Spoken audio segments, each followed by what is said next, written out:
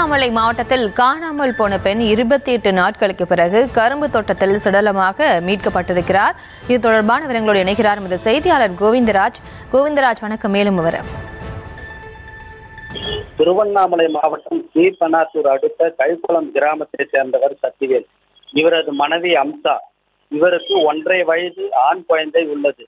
கைக்குளம் கிராமத்தை சேர்ந்த நேத்ராவும் அம்சாவும் தோய்களாக இருந்து வந்தனர்.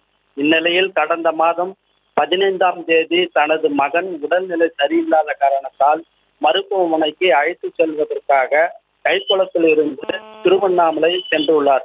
அப்போது பெரியார் சிலை அருகே பேருந்தில் குழந்தையுடன் அம்சா இறங்கியுள்ளார்.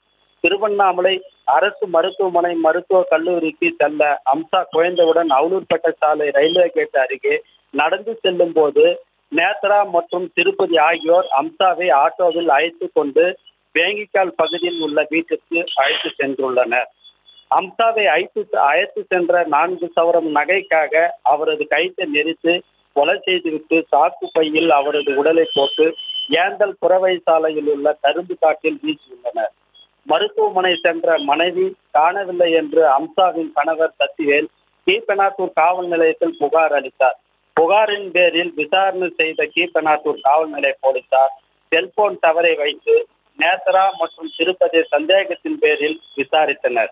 முன்னுக்கு பின்னாக பதில் அளித்த இருவரும் காவல் நிலையம் அழைத்து சென்று போலீசாருக்கே உரித்தான பாணியில் விசாரித்ததில் அம்சா அழைத்து சென்ற 4 சவரம் நகைக்காக கொலை செய்தது ஒப்புக்கொண்டனர். இதனைத் தொடர்ந்து இறந்து போன அம்சாவின் உடல் இன்று சாக்கு பையில் கட்டிய நிலையில் கரும்பு தோட்டத்தில் கண்டுபிடிக்கப்பட்டது.